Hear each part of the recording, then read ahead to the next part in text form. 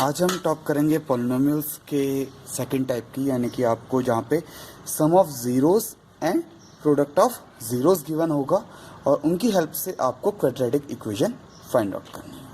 ठीक है, तो चलिए हम क्वेश्चन देखते हैं। तो आपका क्वेश्चन ये है कि find the quadratic equation each with the given number as the sum and product of zeros respectively. Okay, तो इसमें आपका फर्स्ट क्वेश्चन क्या है वो देखिए। फर्स्ट है आपका 1/4 एंड -1। तो 1/4 जो है आपका क्या है, it is sum of zeros and the -1 is product of zeros. तो हम देखते हैं सम ऑफ जीरोस इक्वल आपका क्या होता है, minus coefficient of x over coefficient of x square. ठीक है, तो देखिए सम ऑफ जीरोस आपको कितना दिया हुआ है 1/4 इक्वल अगेन वही आ गया आपका coefficient of x over coefficient of x square. तो यहां से आप क्या कीजिए, इन दोनों को कंपेयर कर लीजिए। ठीक है, तो ये कितना आ गया, कोफिशिएंट ऑफ एक्स कितना आ गया आपका, देखिए यहाँ पे नेगेटिव साइन है, तो इस नेगेटिव साइन की वजह से ये क्या हो गया आपका -1 and the coefficient of x square is 4। तो ये आ गया आपका सम ऑफ जीरोस। ये आपको ध्यान देना है कि यहाँ पे आपका नेगेटिव साइन है, ये पॉजिटिव है, तो ये नेगेटिव कोफिशिएंट ऑफ एक्स कितना होता है 1, तो पॉजिटिव कोफिशिएंट ऑफ एक्स क्या हो जाएगा -1, यानी कि ये यहाँ से इधर ट्रांसमिट हो जाता है। सेकेंड है आपका प्रोडक्ट ऑफ जीरोस। तो ये आपका क्या होता था, कांस्टेंट टर्म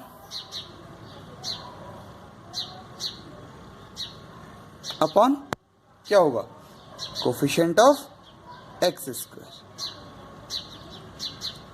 ठीक है, तो यहां से अब देखिए ये आपका कितना आया -1 इक्वल कांस्टेंट टर्म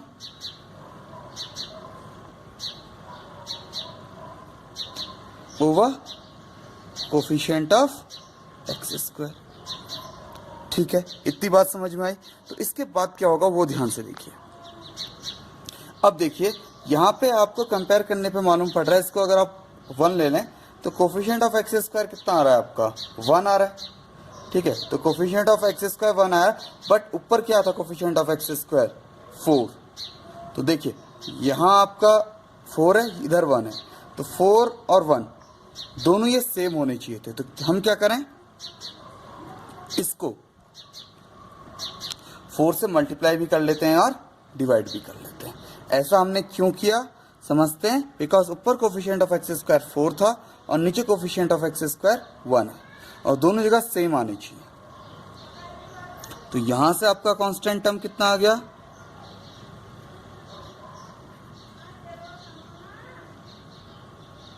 -4 और इधर आपका कोफिशिएंट ऑफ एक्स स्क्वायर कितना आ गया 4। ठीक है, तो अब आपकी जो क्वाड्रेटिक इक्वेशन होगी वो क्या बनेगी, एक्स स्क्वायर, देखिए कोफिशिएंट ऑफ एक्स स्क्वायर कितना है 4, तो 4x स्क्वायर, कांस्टेंट टर्म नहीं, पहले हमें कोफिशिएंट ऑफ एक्स चाहिए दैट इज -1, तो -x प्लस आना चाहिए था, बट कांस्टेंट टर्म कितना -4। तो ये होगी आपकी फाइनल क्वाड्रेटिक इक्वेशन जो आपको चाहिए। बात समझ में आई सबके, क्या किया हमने इसमें, ध्यान से देखिए ये दोनों के डिनोमिनेटर सेम होने चाहिए। अगर सपोज यहाँ पे डिनोमिनेटर अलग है, ये डिनोमिनेटर अलग है, तो आप दोनों का एलसीएम ले लीजिए कहीं ना कहीं। ठीक है, और वो जो प्रोडक्ट आ रहा है फिर जो नंबर आएगा उससे दोनों को मल्टीप्लाई कर लीजिए। ठीक है, यहाँ पे तो 4 से काम चल गया बिकॉज 1 को 4 बनाना ईजी है। ठीक है, अब हम सेकेंड क्वेश्चन पे चलते हैं। तो सेकेंड क्वेश्चन क्या है आपका, √2 एंड 1/3। चलिए अगेन आपका यही होगा, फर्स्ट आपका क्या है सम ऑफ जीरोस, तो ये कितना आ गया minus coefficient of x over coefficient of x square. ठीक है, तो √2 बाई वन आपका ऑलरेडी आ जाएगा, ठीक है।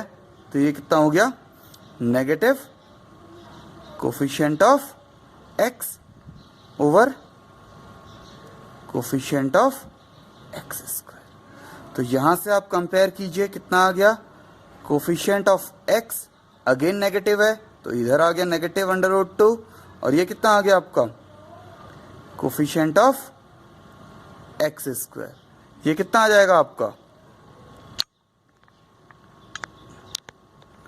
कोफिशिएंट ऑफ एक्स स्क्वायर कितना आ जाएगा आपका 1। ओके, देन आप बात करेंगे प्रोडक्ट ऑफ जीरोस की।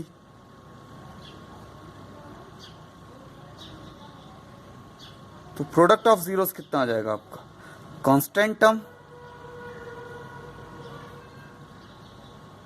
Over coefficient of x square, ठीक है। तो कितना आ रहा है आपका 1/3, तो ये आ गया आपका constant term over coefficient of x square. तो यहां से आप कंपेयर कीजिए, कितना आया, कांस्टेंट टर्म कितना आ गया आपका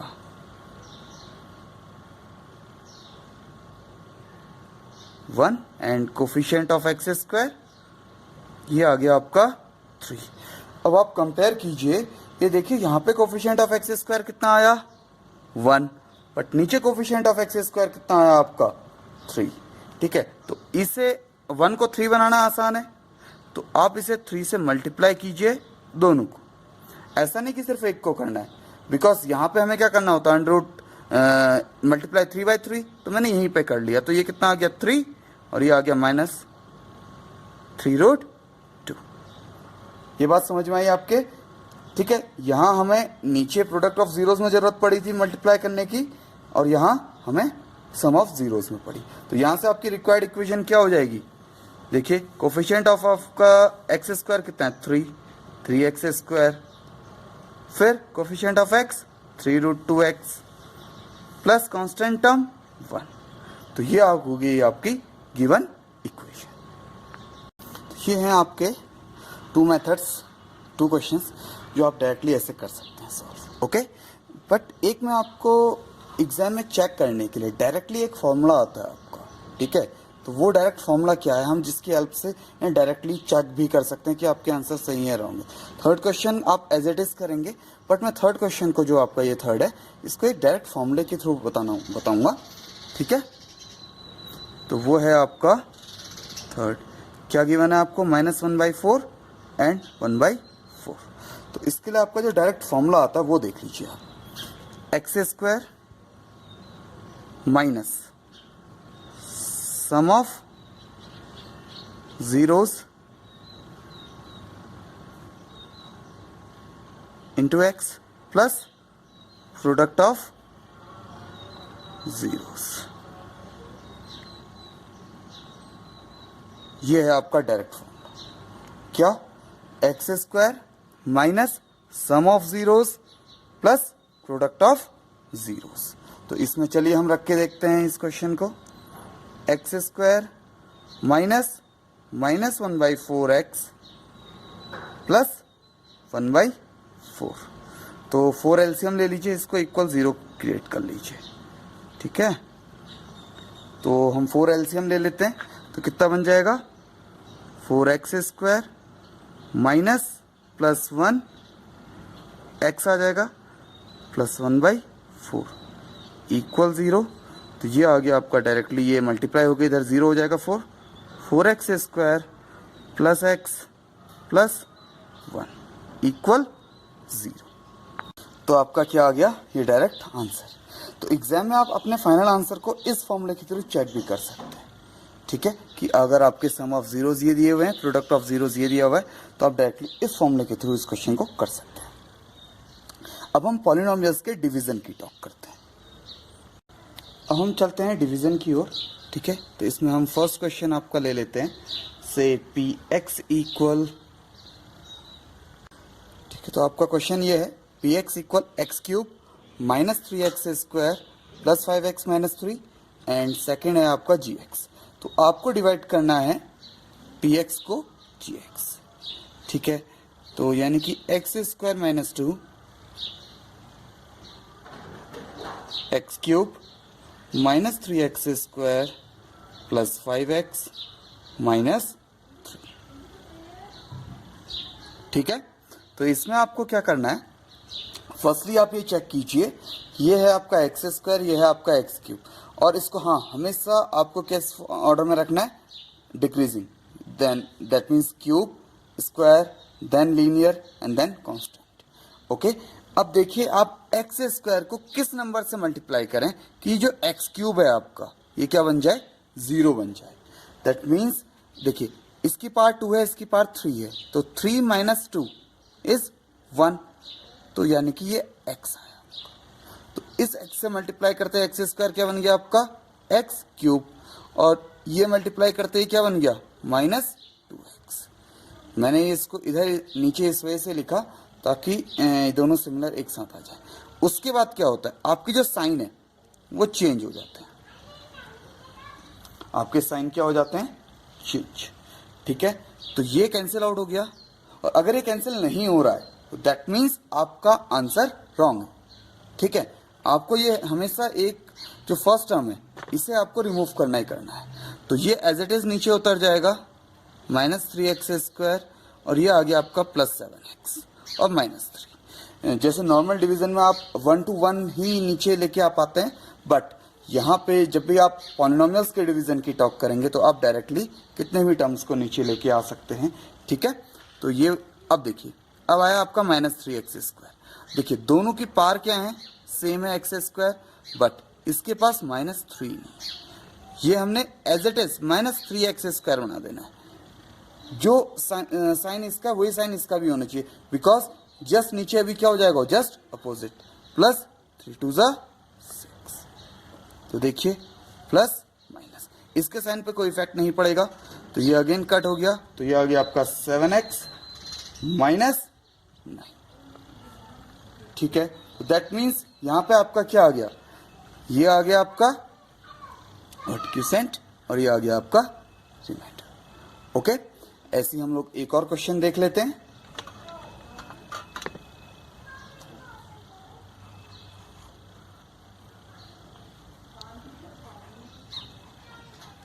पी एक्स इक्वल, तो यहां से आपका क्वेश्चन क्या आ गया, P x equal this and G x equal this. अब देखिए यहाँ पे जी एक्स में थोड़ा सा एक प्रॉब्लम है आपका, क्या यहाँ पे एक्स टर्म लास्ट है और कांस्टेंट टर्म पहले, तो आप इसको क्या करेंगे, आप इसे जस्ट एज इट इज ऐसा बना देंगे, ठीक है, यानी कि डिक्रीजिंग ऑर्डर में। तो चलिए डिवाइड करते हैं, x square minus x plus 1, तो क्या डिवाइड करना है आपने, x to the power 4 minus 3x square plus 4x plus 5, ठीक है। तो ये पार 4 है और ये पार 2 है, तो 4 पार में से 2 पार और एक्स्ट्रा बनानी है, ठीक है। तो 4 minus 2 is 2, that is x square. आप ना हमेशा इस पार में से इस पार को सब्ट्रैक्ट कीजिए, जितनी आपकी आ रही है उस पार को आप यहाँ पे लिख दीजिए। अब इसका कोफिशिएंट 1 है तो इसका कोफिशिएंट भी 1 रहने दीजिए। जैसे इसका कोफिशिएंट यहाँ पे माइनस 3 था तो हमने यहाँ पे माइनस 3 रखा, तो ये कितना आ जाएगा आपका एक्स टू द पावर 4। अब देखिए minus x cube plus x square. तो अब यहाँ पे थोड़ा सा केयरफुल होना है आपको। सबसे पहले आप सारे साइन चेंज कर दीजिए, ये आपका कैंसिल आउट। अब देखिए एक्स क्यूब का टर्म क्या कोई ऊपर है, नहीं है, तो X cube as it is आ गया, बिकॉज साइन चेंज होने की वजह से पॉजिटिव रहा तो पॉजिटिव आ गया। अब देखिए ये एक्स स्क्वायर है और ये एक्स स्क्वायर है, ये आपस में कैलकुलेट होंगे, x cube x square calculate नहीं हो सकते, बट एक्स स्क्वायर आपस में कैलकुलेट हो सकते हैं। यह है माइनस 3 और यह है माइनस 1 एक्स स्क्वायर, तो ये हो गया आपका minus 4x square plus 4x, ठीक है। तो ये कितना आ गया, अब देखिए ये है आपका क्यूब और ये है स्क्वायर, इसका कोफिशिएंट कुछ नहीं है, तो डायरेक्टली आप 3 माइनस 2 कीजिए तो 1 आ गया, और इसका साइन क्या है प्लस, तो यहाँ पे प्लस, ठीक है। अगर नेगेटिव होता तो नेगेटिव साइन आता, तो ये आ गया आपका x into x square x cube, x into negative x minus x square, x into this 1 that is x। तो अगेन आपके साइन चेंज हुए, ठीक है। तो ये कैंसिल आउट, ये आ गया आपका -3x² plus 4x minus x 3x plus 5, ठीक है। अब देखिए इसका कोफिशिएंट कितना है -3 और इसकी पार क्या है 2। अब देखिए इसकी पार भी 2 है, तो सिर्फ और सिर्फ कोफिशिएंट में है, तो -3 से मल्टीप्लाई करते हैं x² क्या बन जाएगा माइनस का 3x² माइनस x प्लस का 3x और -3 प्लस 1 -3। तो ये हो गया प्लस, ये हो गया माइनस, ये हो गया आपका प्लस। तो ये भी कैंसिल आउट, ये भी कैंसिल आउट और ये आ गया आपका 8, ठीक है। अब आप ध्यान यहाँ पे दीजिए, इसकी पार क्या है 2 और इसके पास कोई भी पार नहीं है, तो अब डिवीजन पॉसिबल नहीं है, ठीक है। प्रीवियस क्वेश्चन में भी देख लीजिए, जैसे यहाँ पे x टू द पावर 2 है, यहाँ पे x आया आपका, तो अब इसकी जो पार है 2 है, इसकी पार 1 है, तो अगर इसकी पार ग्रेटर हो गई रिमाइंडर से, ठीक है, डिवाइजर की, तो आपका फिर फर्दर डिवीजन पॉसिबल नहीं है, ठीक है। तो इस तरह के क्वेश्चंस आप कीजिए। Thanks for watching this video, please like and subscribe.